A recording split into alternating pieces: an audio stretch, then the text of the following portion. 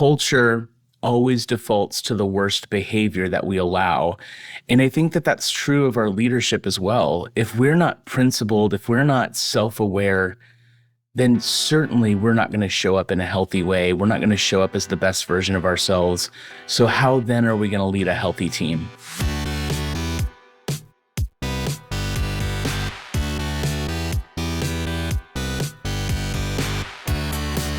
You're listening to The Successful Bookkeeper with your host, Michael Palmer. Listen each week as inspiring guests share their secrets of success to help you increase your confidence, work smarter, and build a business you love. This episode of The Successful Bookkeeper is brought to you by PureBookkeeping.com, the proven system to grow your bookkeeping business.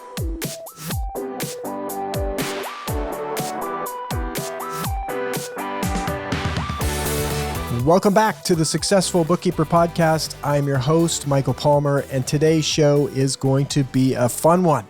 Our guest is the founder and CEO at The Intention Collective and a leadership coach with over 20 years of experience in executive roles. Zach Montroy, welcome to the show.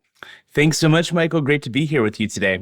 It's great to have you, and I'm looking forward to this conversation, and I'm looking forward to our listener getting to know you, Zach. But before we get into leadership conversations, tell us a little bit about you, your career journey leading up to this point. Sure. My wife, Jackie, and I actually live in Nashville, Tennessee with our 3 boys. We have a 10-year-old, 9-year-old, and 6-year-old. So life is fun and exciting for us. My career journey began actually back in sort of the early 2000s, a long, long time ago in marketing and PR, and then quickly moved into people leadership, ended up in HR, really on the people strategy side, and really fell in love with getting to lead and develop teams, really helped develop leaders to leading effective teams, and then moved into a COO role where I got to help put the strategy, the vision into a strategy and then help execute that. And really loved that work because it was very reliant on how our leaders were leading. It was very reliant on developing teams, developing people, creating clarity for the organization, and got to step into consulting about 6.5 years ago and, kind of got bored with just doing it in one organization. So now get to do it with multiple teams, multiple organizations, and really love that work of helping to grow and scale companies, but really through the lens of how do we do this in a purposeful and meaningful way. Very interesting and exciting, and a lot of experience and wisdom that you've likely picked up along the way. I'd really like to get into understanding, like you work with lots of different organizations around this. What do you see as kind of like the first, you're just on the scene. What's going on? What's breaking down? Oftentimes when we get on the scene, there's a couple of different things that tend to be happening. One, we see, teams that just are sort of meeting a lid or hitting a lid on their growth, on their capacity, or we're working with a founder or owner of a company who really feels like the entire weight of the company is resting on their shoulders. And so oftentimes, when we show up, it's this feeling of we're spending a lot of energy, we're doing a lot of things. We don't feel like we're really moving as fast as we should be, or we don't feel like we're moving in a purposeful way, or it just feels like we're stuck. And, when we kind of dive in and really help bring clarity there, oftentimes we run into some of the same situations, right? Where we have maybe some dysfunctional dynamics, or we have the wrong people in the wrong seats. So really helping companies figure out where it is that they are, helping them clarify where it is that they want to go and how they want to grow, and then how they're going to get there is really falls in our unique ability, I think, as an organization, and hopefully helping a leader lead in a more exceptional way too, as a mark of the work that we get to do with leaders. Oh, what interesting. In terms of the leader, because I'm sure our listener peaked their ears up when they heard about the fact that an owner is feeling like the whole company is on their shoulders, if they don't feel like things are progressing the way that they should, it can be a bit of a Groundhog Day, to use that reference of the movie Groundhog Day, right. where it just keeps repeating itself. Right, the same, over and over same again, right? challenges happening. Where do you start? You start, I would imagine, with them, but what if someone's experiencing that? How do you start to help them? Yeah, we really step back and try to bring clarity to where they're at and where they want to go. Oftentimes, in business, we just let the whirlwind of the day-to-day take over, 100% of the time that we have to spend in our business. Oftentimes, it's usually probably more than even 100%. But what we really want to do there is clarify, where is it that they want to go? What's the vision for the organization? What's the destination that they have in mind? And that can be a collective process. That can and should be something that the leadership team in the company is working on, or that we're working on getting a leadership team. And so when we start entering in and working with clients, we always start with a 360 on the business. And what we're assessing there is their operational maturity, the strength of their business. We're looking at the business identity. Who does the team think that they are? What's the North Star that we're trying to gain strategic alignment around? And then what's their change capacity? What's the behavioral pattern or perception that people on that team have towards change? Because when we do that 360, it's sort of like a full body MRI scan, right? Like, we know what's going on in the organization. We can help an owner bring clarity to where it is that they want to go, sort of as a destination. And until we have that data, until we have that clarity, we can't design systems around alignment, because we don't know where we're going. And I think so many times business owners, if they really stepped back, they don't have clarity on where they want to go as a company and as an organization. And so certainly their teams don't have that clarity. And so they're just showing up, like you said, the Groundhog Day. I'm working as hard as I can. I'm doing all the things that I'm supposed to be doing, but it just feels like we're, sort of rudderless. We're not actually moving and going anywhere. We'll get back to the interview right after this word from our sponsor. Do you chase after your clients' receipts, enter data manually, and lose information? Dex Prepare is a bookkeeping automation software that removes unnecessary tasks from your workflow, giving you and your clients more time to focus on what matters. No more manually inputting transactions from receipts and bank statements. Simply scan your receipts and bank statements into the Dex Prepare app. Thousands of accountants and bookkeepers are using Dex every day, and it's transforming their lives. Why? Their bookkeeping is more efficient, more accurate, and above all, they're improving their relationships with their clients. Excited? Get free access to Dex Prepare now at dex.com. Thank you for hearing from our sponsor. Now let's get back to the interview. It's a tricky one. I see it all the time because, really getting clear on what you want, where you're going, that often requires, a pause to go and actually do that thinking and that work. And then you put another layer that many people don't do, but you put another layer on that, which is self-limiting beliefs, all the stuff about being a human being, the human condition gets involved. And so even if they have a vision, is it actually a positive vision? Do they actually believe that it's possible? All these things that can get in the way of an owner basically having that clear vision. How do you work? Like, if one of our listeners is listening, what do you recommend to them to get started on that, to get clear with that? And then as well, I'd say the next level up is like they forget about it, or it's like something happens where they're like, oh, this isn't going to happen, or we're not going, because often people have an expectation of how long things should take. And we both know in growing businesses that it always takes longer. It's like a construction project. It always takes longer, and it always costs more money than you thought it was going to cost, right? That's right.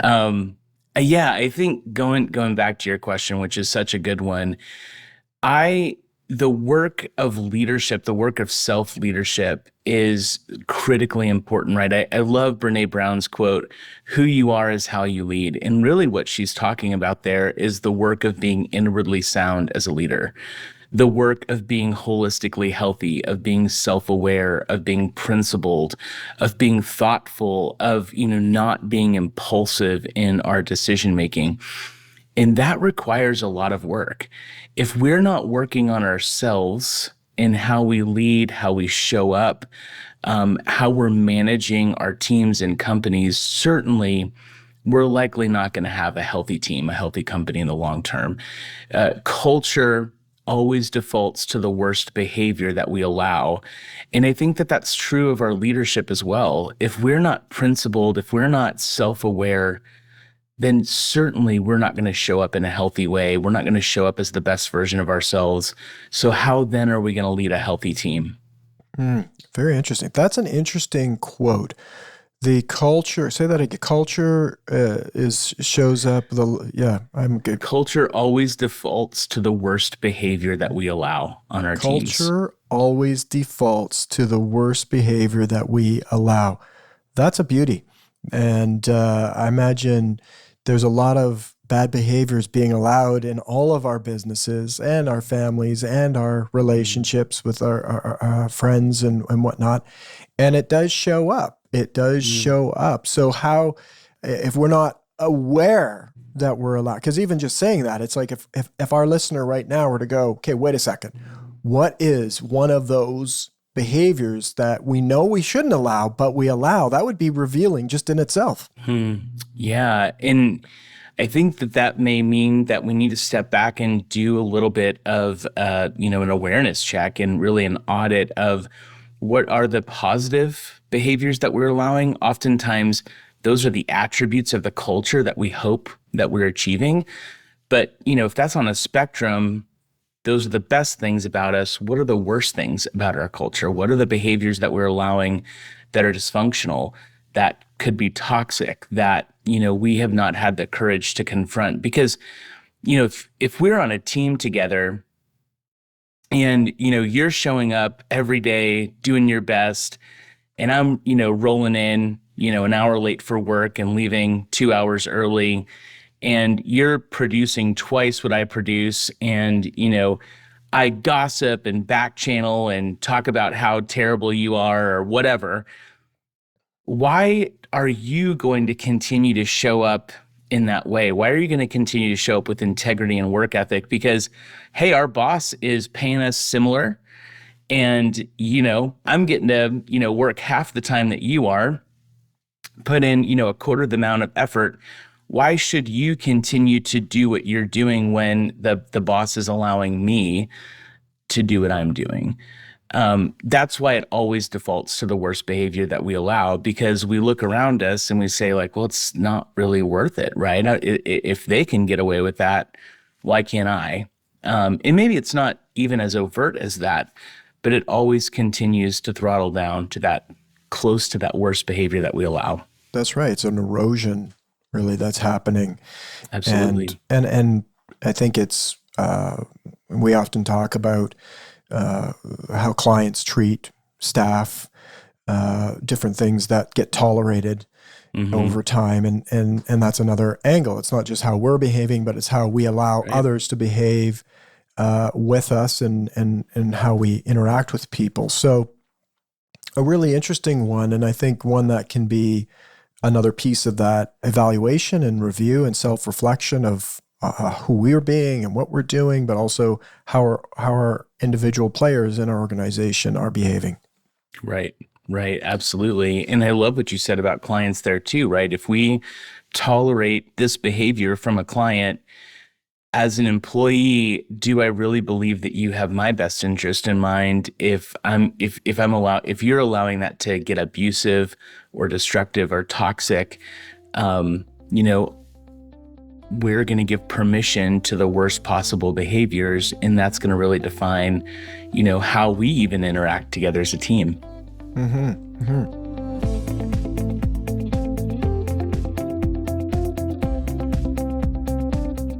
You mentioned Brene Brown. Do you do a lot of work with her teachings? I mean, it's a book that's or an author, I should say, very popular author. We don't actually talk that much about her on the podcast, so I love that you brought her up because she has some brilliant quotes. I haven't read much of her work, but brilliant quotes. Often hear about her. How do you bring and weave in her work to the work you do? Yeah, I actually had the chance to read Dare to Lead. My wife is a clinical therapist and handed me Dare to Lead. She's been a Brene Brown fan for years. And when Dare to Lead came out, and I immediately read it and thought, this is an amazing work on leadership, because most leadership books are, my experience on leadership. People like Jim Collins have done a ton of work on the research side.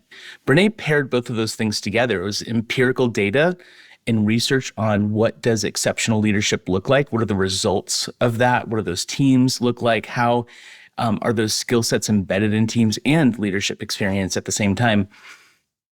I got to go spend a week with Brene getting trained as actually a practitioner and trainer in Dare to Lead. And so we oftentimes use that training in organizations to really help embed what we call the skill sets of courage.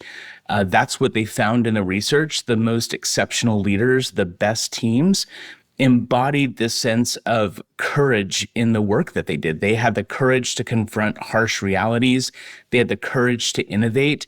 They had the courage to be vulnerable, to lean into their values, to build trust on the team. And so we oftentimes will use that work to help teams with a framework on what does healthy functioning, healthy work together look like? And through the lens of those skill sets, really help them understand, how is it that we do this? How is it that we do this work? How do we make sure that we are embedding, operationalizing trust on our teams, and really putting habits and living out our values in a way that defines our culture? So I love her work. I love that it really helps people personalize how to do this, how to be in relationship and show up to work, in a way that is empathetic and drives connection with one another. So true and exciting, and it's such an interesting journey for you. You get a book, and next thing you know, it's a key piece of the work that you're doing. Right. Mm-hmm. You talk about a brave workplace. Tell us more about that, and how does that play into what you do? Yeah, I think in this ties back to a lot of the work that Brene Brown has done, and we kind of weave a ton of work together in how we help teams and sort of the toolkit that we've assembled to help teams. But when we talk about a brave workplace, we talk about a place where we can show up as the wholehearted version of who we are. Early in my career, I was taught that you sort of check who you are at the door. You come in, do your job, punch the time clock. And, for my leaders, you tell people what to do. They need to do it. They need to obey you. So very command and control. And what we know is that that's very incongruent with who we are as humans, the human experience. We are designed to be in connection with one another. We're designed to be in this together. And so when we talk about a brave workplace, we talk about how do we show up as the best version of us, but the wholehearted version of us. We can't get to our best and highest contribution if we're not helping people do that. And that means that we're building psychologically safe environments, that we're helping people understand, their unique genius, their unique abilities. We're helping develop who they are. We have the courage to have hard conversations with one another, not about one another. We hold we hold one another accountable. As a leader, I'm open to giving and receiving helpful feedback. I'm creating clarity in what we do. So when we talk about brave workplaces, we get to show up, make our best contribution, and we're going to continue to do the hard work of working together. We're not going to be passive aggressive. We're not going to back channel. We're not going to shut one another down. We're really showing up with the intention to get it right, not be right.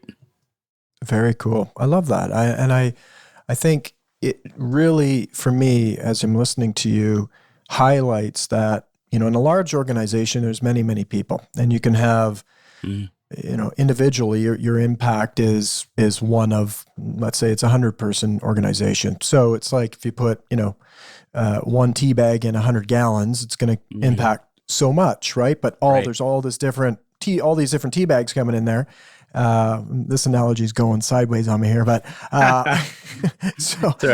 but the idea being that in a micro business, small business, 1 to 10, which our listener would be familiar with, many micro, solo, 1, 2 staff. So it's very concentrated to the leader's character, their way of being, what they're bringing in to that. And I think often a small business is like, oh, well, we're just a small business, so we don't have to worry that much. We don't have an HR department. We don't, all these benefits. But if one person says, even as a solopreneur, says, I'm going to have the best place to work in the world, right? Right. That in itself is a thought that a person could have, which would impact the culture, even though there's no people in it. But there are people, there's stakeholders, there's your family, there's, these people are part of your organization, right? Yeah. Your clients, it's part of the organization. So I think it's often that our listener, and I'm not saying our listener does this, but I often talking to people who run small businesses, they discount the importance of culture, because it's like, absolutely, right? It's different. Most of the times this is being talked about, it's in larger organizations. And so really key that we really understand what we're creating, what we want to create in the workplace, because even if 1-2 people organization, if it's not a nice place to work, if it's not a place people want to come to, you really got an uphill battle ahead. Yeah. I mean, I love the Peter Drucker quote, culture eats strategy for lunch, or maybe it was for breakfast, one of those 2 meals. That's right. But, even what just hit me in what you said was, if people don't want to come to work, they're not going to bring their best. I think if we really look at many businesses, I've heard a lot of owners say, I don't even like coming to work. Have you created a place and you've created a culture where you don't even want to show up and give your best? Like, that's really the time, I think, to kind of hit the panic button and say, we gotta really reassess here. We gotta really look at what we're doing, because it's ultimately not working. I'm not even bringing my best to this. So how am I going to expect others to do the same? Absolutely. And especially if they're working from home, it would really be sad that they would not even like being at home working in the business that they're building. And we all have the opportunity to make it however we want it to be made. That's the bottom line.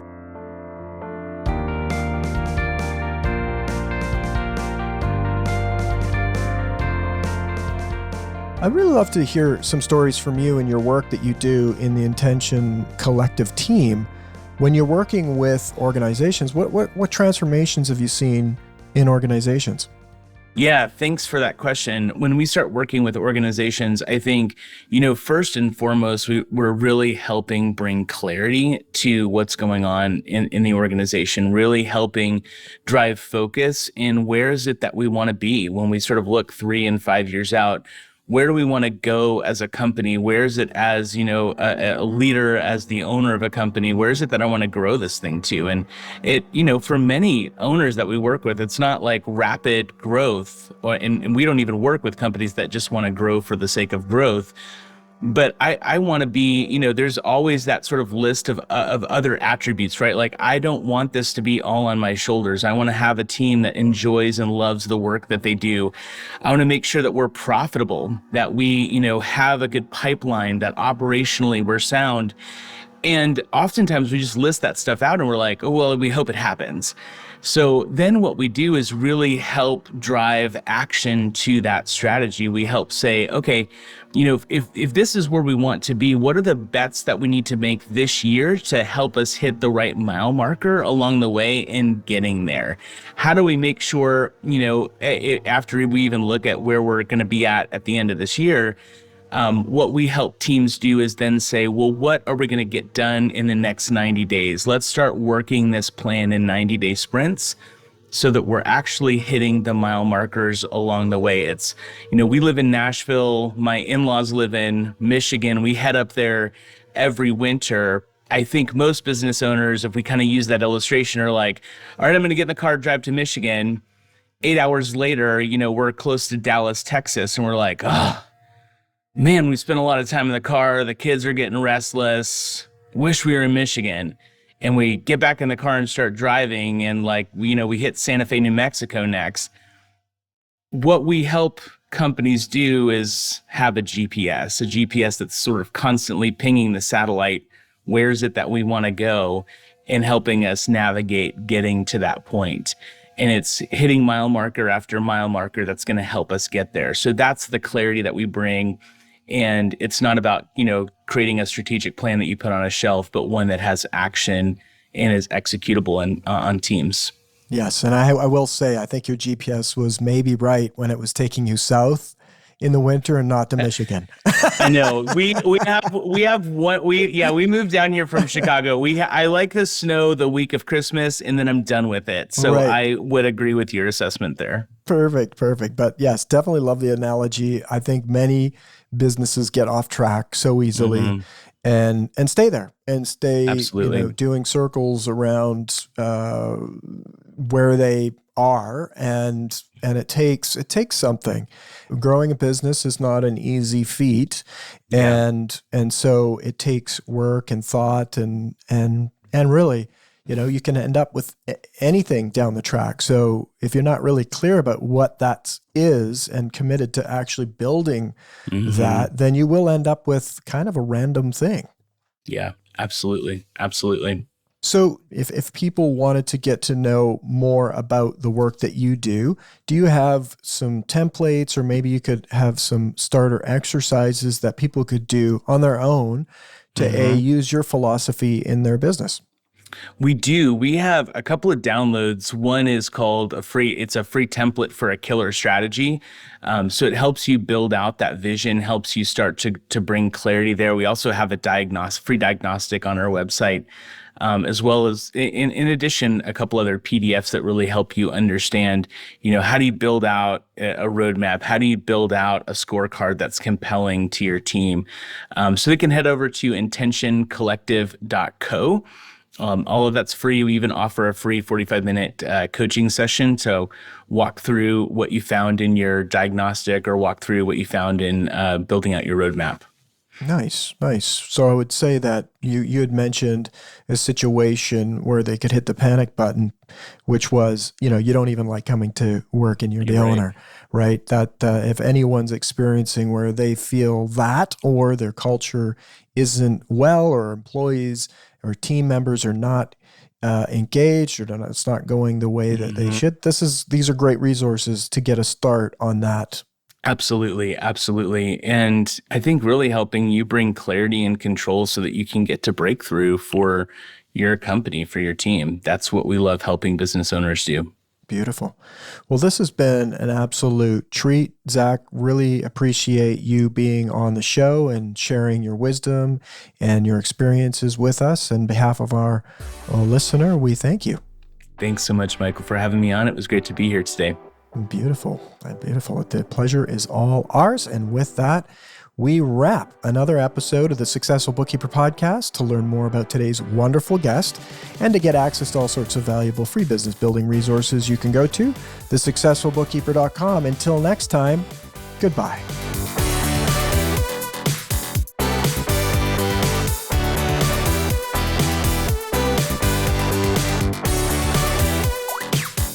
You've been listening to The Successful Bookkeeper with Michael Palmer. For more information and to download the resources mentioned in this episode, please visit us at thesuccessfulbookkeeper.com. Thank you for listening.